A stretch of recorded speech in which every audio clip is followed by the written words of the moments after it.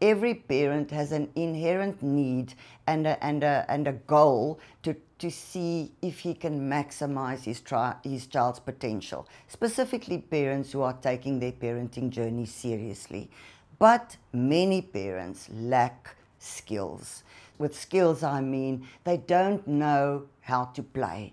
When we're adults, we forget what we did when we were children, and we almost need to roll the timing back so that we can go again into that creative mindset of thinking and making solutions for myself and just becoming an explorer. So that's where the parent can come in to assist this child in this whole exploration journey.